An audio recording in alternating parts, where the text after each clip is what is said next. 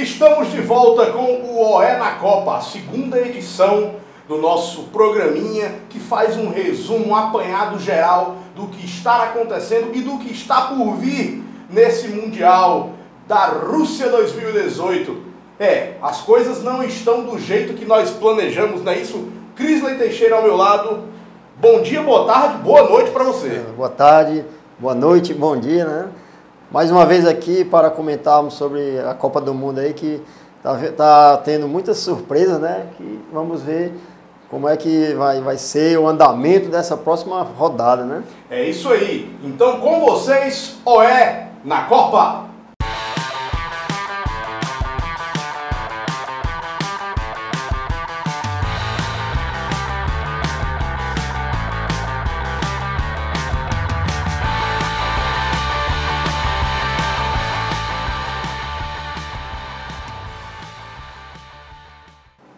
É isso aí.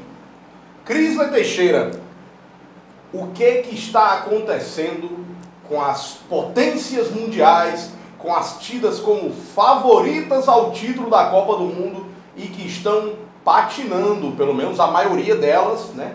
Está patinando na Copa do Mundo. O que está acontecendo com essa turma, Crisley Teixeira? Rapaz, é o seguinte, eu acho que o que está acontecendo é o nivelamento do futebol, né? Você vê que não tem mais aquela seleção boba que fica ali recuada, né? Só esperando o adversário mais forte vir para cima e poder fazer o placar, não. Agora as seleções estão agora mostrando realmente que tem padrões táticos bem definidos, né? Estudam bastante os seus adversários e estão demonstrando isso agora, correto? E é importante, né, que haja esse nivelamento até para o grau de competitividade da Copa do Mundo. É legal que as equipes, os países com menos expressão, com menos tradição, também ofereçam resistência maior, né, quanto aos tiros grandes. Eu pontuo da seguinte maneira. Eu acho que, além desse fator que você trouxe, que eu considero como um dos principais, esse nivelamento, né, o que pode ter acontecido com a maioria das seleções que estão ali naquele patamar de elite do futebol mundial, é a questão da autoconfiança, que a gente pode também colocar nos termos mais populares como o velho salto alto, né? Eu acho que muitas dessas seleções, inclusive o próprio Brasil, acaba que entra em campo com o ego muito inflado, achando que tudo vai se resolver muito facilmente, e aí você esquece que do outro lado justamente tem um país que está em progressão, tem uma seleção que quer jogar tudo que pode, tudo que sabe, e aí acaba oferecendo uma certa resistência. Não é isso, Crisley? Isso. Temos também a questão da estreia, né? Que estreia é sempre um jogo complicado, né? Um jogo enroscado, é um jogo que você não consegue desenvolver tudo por conta do nervosismo, da ansiedade em resolver a situação. Você acha que isso atrapalhou tanto o Brasil como a Alemanha, como a Argentina? Correto. Eu acho que isso é o ponto fundamental, né? A ansiedade. A ansiedade deixa todos num nível de igualdade, né? Todos vão ter essa situação da ansiedade, de querer apresentar o futebol que todos conhecem, né? Pelas seleções top, né? Aí com isso fica aquela coisa, o passe não sai da forma correta, fica o futebol preso, entendeu? Eu acho que é isso que deixou as seleções sem a vitória, né? Na primeira rodada, né? E eu acho também que entra em campo a questão da pressão pelo favoritismo, né?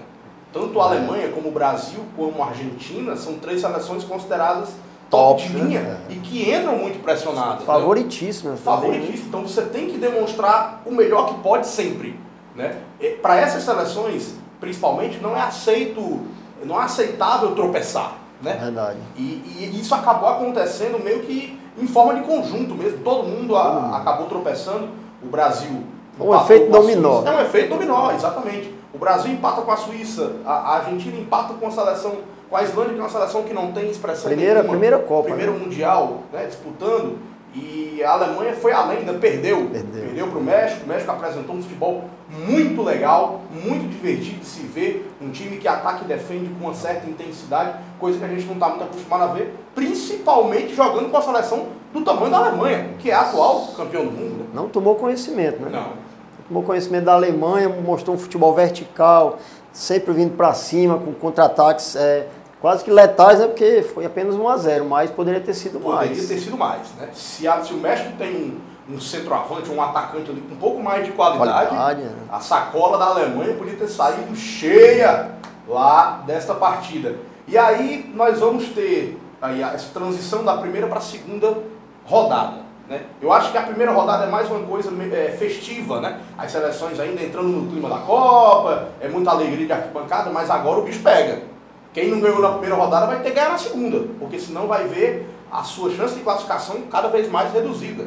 Nós temos aí seleções que ninguém colocava como postulante a uma vaga da próxima fase e que já estão garantindo vaga, já estão encaminhando, e outras seleções que têm um favoritismo ali ainda tropeçando, patinando. Então essa segunda fase começa a desenhar o caminho para a fase seguinte. A fase seguinte é o retorno para casa, né? Porque a gente já viu inúmeras vezes em Copas do Mundo, muita gente grande, muito peixe grande que entra como favorito e acaba não passando da primeira fase. Um ótimo exemplo, a Espanha em 2014, que chegou como campeã do mundo e acabou caindo na primeira fase. Você acha que isso tem condição de acontecer? Quer dizer, você acha que alguma seleção dessas tidas como favoritas, elas podem ficar na primeira fase ainda? Certamente, né? Certamente, porque essas seleções de médio porte, elas estão mostrando um futebol bem elevado e nivelado com as seleções tops do mundo, né? Tanto que a Alemanha, o próximo adversário da Alemanha agora, ela vai ter que tomar muito cuidado, porque se ela caso tenha um empate, ela vai se prejudicar para a terceira rodada. Né? Praticamente você já fica fora da próxima rodada, né? E aí, quem você destaca dessas seleções tidas como menores? Quem você destaca? Quem apresentou alguma coisa legal e que te chamou a atenção? Olha, o México é a principal seleção para a gente falar, porque ela fez foi a seleção que conseguiu o maior feito dessa primeira rodada, né? Derrotou a campeã mundial, né? A Alemanha, e está aí com uma seleção pronta para se classificar para a próxima fase, que está mostrando um futebol de nível muito alto, correto? O México que vem o México é aquele país que sempre arruma problema, né? Independente do grupo que ele caia, é um time nojento, é aquele time que tem carrancudo, né? Carrancudo. O México realmente é uma pedrinha no sapato de quem cair em seu grupo. Mas vamos passar agora para nossa análise voltada para a seleção brasileira. É isso aí. O Brasil, que não estreou bem, nós chamamos a atenção aqui. Não foi por falta de aviso. Nós falamos aqui que a Suíça não era uma seleção qualquer, não é um time qualquer e que também tem ótimos valores, principalmente individuais. E os dois jogadores que nós destacamos aqui... Os dois baixinhos, o Chaka e o Shaqiri, poderiam até formar uma dupla sertaneja, né? Chaka e Shaqiri. E não tem nada a ver com Shakira, né? E os dois acabaram jogando muita bola. O Shaqiri deu o passe pro gol, cobrou o escanteio pro gol polêmico, o gol do Zuber, o gol que não teve auxílio do VAR. Mas aí já passou, não tem mais o que fazer, Inês é morta e agora é partir para o próximo confronto. O time que vem pela frente agora é a Costa Rica. Cris, você acompanhou a Costa Rica contra a Sérvia, derrota por 1-0 para a equipe sérvia. O que você pode destacar da Costa Rica? Eu lembro que a gente estava conversando um pouco depois do jogo e a gente percebeu que é uma equipe que tem muita dificuldade, né, para jogar. Verdade. Costa Rica não mostrou um futebol tão próprio para conseguir um resultado diante da seleção brasileira, né? Tem o Bolaños, né, que é aquele meio atacante, mas assim, em valores individuais praticamente não vai mostrar. Não há muito que destacar. Não tem dificuldade para o Brasil. O Brasil vai ter que atropelar, porque senão a coisa vai pegar para o Brasil. É porque tem a questão do saldo de gols, né, que é importante, que pode definir uma situação de passagem ou uma queda na primeira fase. O saldo de gol normalmente é muito importante. Conta bastante. Não é hora de quanto mais, melhor, né? E aí nós temos na Costa Rica um time que joga com uma linha de 5 atrás, 5 defensores, 4 jogadores no meio, também em linha, e um atacante mais deslocado. Quer dizer, é um time que prioriza a defesa, Marcação, articula bem a marcação, atrai o seu adversário para poder explorar os contra-ataques, principalmente com jogadores de ponta. Um deles é o Venega, que é o baixinho, número 11, que pode não jogar, pode não ter tanta técnica, mas é um cara veloz, é aquele cara agudo, que vai para cima mesmo, vai pro drible e bota de lado, corre, e é difícil encarar um jogador assim. O Brian demonstrou que já está quase já encerrando a carreira, né? Sim, o Brian Ruiz, que é a camisa 10, é o capitão, camisa 10, né? Talvez o principal nome, com exceção do goleiro, do Navas, né? Que é o em termos de projeção europeia, é o cara que tem mais nome, né? É um cara que foi o responsável, talvez o maior responsável, pelo destaque da Costa Rica na Copa passada, na Copa do Brasil, onde caiu, se não me engano, nas quartas de final e sem perder nenhuma partida, né? E isso é importante. Então, trouxe essa mesma base e o Navas, a partir dali, foi para o Real Madrid. Toda temporada o Real Madrid sai um boato que o Real Madrid quer contratar um goleiro porque não confia no Navas. E o Navas vai ficando. E ele vai ficando e ele já é tricampeão da Champions pelo Real Madrid, né? E agora a bola da vez dizem que é o Alisson, goleiro do Brasil, que pode estar indo pro Real Madrid, mas o Navas continua lá, continua fazendo suas boas partidas e sendo campeão. Tem que contar que o Navas, nessa partida contra a Sérvia, fez defesas bem importantes, né? Para evitar um placar maior para a seleção costarriquenha. Né? Podia ter sido bem maior, né? Mas eu acho que vale também a gente destacar aqui o noticiário dá conta que o clima no elenco da Costa Rica não é bom. E a seleção vive um período de turbulência. Aí a gente não tem como garantir que há ou que não há. Mas os rumores, principalmente da imprensa local da Costa Rica, é de que há grupos, as famosas panelinhas dentro do elenco. Um grupo do pessoal que atua na Europa, um grupo do pessoal que atua na Major League Soccer dos Estados Unidos e um grupo do pessoal que atua na Costa Rica. Então dizem que esses três grupos, o pessoal da Europa liderado pelo Navas, né? Outro grupo liderado pelo Brian Ruiz e outro grupo liderado pelo Celso Borges, que ele é um dos artilheiros da Costa Rica, é filho de brasileiro. É filho do Alexandre Guimarães, que já jogou pela Costa Rica, foi treinador, né? E ele é filho do Alexandre Guimarães, então ele seria o cabeça de outro grupo.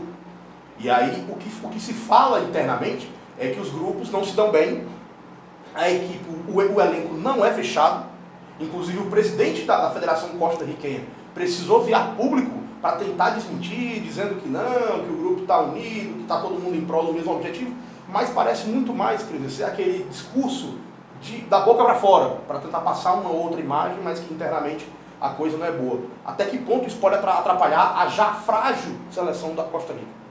Mas pelo esse ponto que você está falando aí deixa ela mais fragilizada ainda, né? Por quando já ser uma seleção que a gente está percebendo que não está demonstrando um bom futebol, né? Provavelmente vai piorar mais ainda a situação dela para a partida contra o Brasil.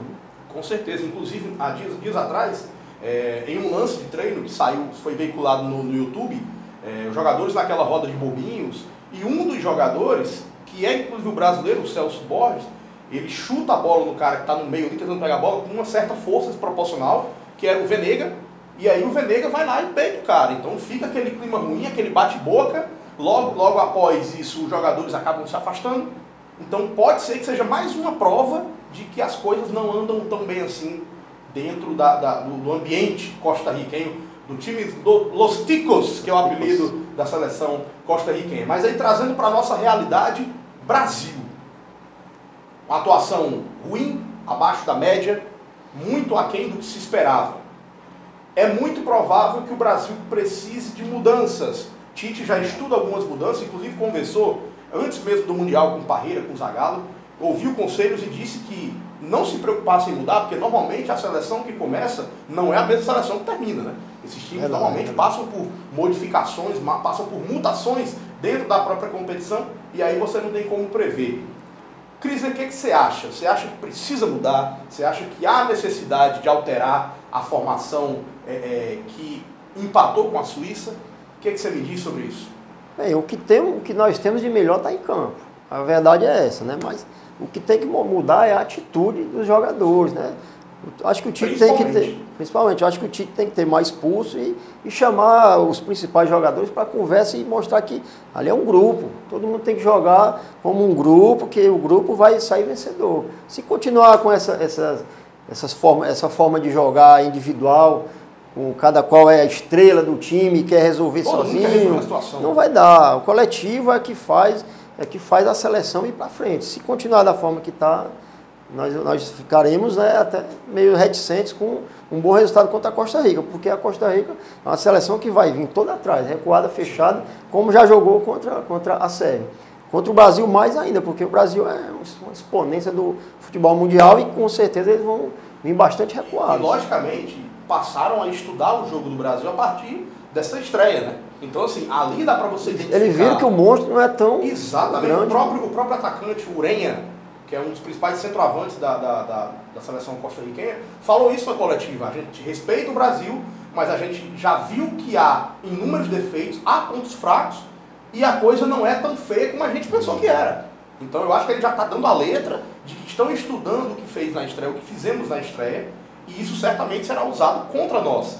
Então cabe ao elenco e ao treinador entender que houve alguma coisa errada, ou muitas coisas erradas, né? E tentar consertar. Né? Há tempo, a situação do Brasil não é nem de longe desesperadora dentro da competição, né? Tem totais condições de vencer a Costa Rica e aí partir para um confronto direto com a Sérvia, pela liderança do grupo, e aí pode até passar em primeiro, o que seria muito importante para a gente, apesar de que a gente também não sabe o que vem do outro grupo. Né? Pode ser que o Brasil cruze com a Alemanha já nas oitavas de final. Verdade. E aí é o que chamam de final antecipada. Né? A gente pode dizer que é uma final antecipada, duas forças, as duas maiores seleções em potencial, pelo menos antes de começar o Mundial, já poderiam se matar aí na próxima fase, na fase de oitavas de final. Hoje, Crisley, dá medo de enfrentar a Alemanha? Eu creio que não, porque a Alemanha não mostrou que não está aquela seleção que amedrontava a todos, né? O resultado disso é o México, né? Conseguiu essa vitória aí, foi um placar mínimo, mas poderia ter sido bem maior, né? Bem mais elástico. Mas a seleção não tem necessidade de ter medo da Alemanha não, porque a Alemanha está de igual para igual com o Brasil. Valores individuais, Brasil e Alemanha, desculpa, tem iguais. Todos são jogadores top de linha, de ponta, né? Eu acho que não haveria medo, não. Mas porque o futebol está todo nivelado. Essa primeira fase deixou muito claro isso, né? Tanto as seleções até que ganharam, como França, como Uruguai, ganharam no sufoco, passando, sabe, perrengue, o Uruguai ganhou no último minuto. A França num gol daquele esquisito, quase que a bola não entra. A gente está falando o quê? Jogos da primeira rodada, lógico. As coisas podem mudar, todo mundo pode vencer agora na segunda rodada e já praticamente encaminhar a situação. Mas na primeira rodada, o que a gente viu no início é que foi complicado. Não teve nada muito fácil para ninguém. Então, para a gente encerrar, Crisley, eu quero trazer só mais um tópico que eu acho que vale a pena a gente discutir. Neymar é um jogador diferente da seleção, é um jogador que é acima da média, mas o Neymar não foi o Neymar que todo mundo espera do primeiro jogo e aparentemente não está bem fisicamente. Você acha que é melhor ter um craque que não está 100% fisicamente em campo? Seria melhor poupar o Neymar, dar um tempo a mais para descansar, para ele voltar contra a Sérvia? Ou a gente tem que ir para o embate e o cara tem que ir para o sacrifício e é melhor ter um cara diferenciado, mas que não esteja tão bem assim? Pois é, essa é a grande dúvida, né, do questionamento Tite. Importante. Questionamento importante porque o Neymar não se ouve bem na partida. Isso é notório, todos perceberam isso, que ele não demonstrou o futebol que ele sabe, né? E que ele deveria ter praticado. Eu acho que se ele está com esse problema aí, se é um problema que está se tornando crônico, né? Que pelo jeito foi mesmo pé da fissura dele, né? Tem treinado, mas tem reclamado de dores. Eu acho que seria bom poupá-lo para uma eventual segunda fase, porque vai ser bem mais difícil. Complicado. Né? Eu acho que o Brasil vai passar da primeira fase. Eu acho que a gente não vai ficar pelo caminho, né? Pelo menos esperamos que não vamos ficar pelo caminho, mas que o Neymar tende a ser muito importante, é o cara diferenciado da como a gente comentou no programa passado, no programa anterior, que o William estava preso, o futebol dele não estava aparecendo, porque ele estava sendo estava sendo ofuscado pelo Neymar, né? Porque o Neymar caía pela esquerda, fazia aquele conjunto Neymar, Marcelo e o Coutinho, e ele ficava perdido lá. Poderia ser uma boa chance de deixar ele de fora, bota o Douglas Costa para fazer aquela articulação ali. Organiza o time, né? Para poder ver o que é que dá, porque o Neymar, a gente está vendo que ele não está 100%, ou então ele está com algum problema para deixar o futebol dele preso, porque a gente percebe que ele não está jogando da forma que a gente vê ele jogando no PSG e como ele jogou no Barcelona. Correto? É isso aí. Tivemos aí toda a análise, destrinchamos todo o conteúdo referente a Brasil e Costa Rica, que é o próximo aniversário do Brasil, se enfrentam às 9 horas da manhã na próxima sexta-feira. Tem que acordar. Algum palpite, Crisley? Primeiro vamos ter que acordar muito cedo para preparar os aperitivos. Cedo, né? Muito provavelmente muita gente nem vai dormir, né? Verdade. Então vamos ficar aí na expectativa da partida. Palpite para o jogo, Crisley Teixeira. Mas 2-0. 2-0. Eu acho que vai ser o placar da partida. Olha aí, você que tem seu bolão aí, quer apostar 2-0, eu também vou no 2-0 aí. Vamos ganhar, vamos exorcizar essa estreia ruim. Verdade. Né? E se o menino Neymar jogar, por favor, seu Neymar, solta mais a bola, facilita o nosso jogo, não precisa estar sofrendo falta, segurando, solta mais o jogo, deixa para agarrar só a sua namorada, né? Deixa para prender sua namorada. Vamos jogar a bola, solta a bola que a gente vai ganhar esse jogo. É isso aí, Olha na Copa fica por aqui e voltamos para falar na semana que vem sobre o próximo adversário, que é a poderosa Sérvia. É isso aí, um abraço a todos e até lá. Até mais.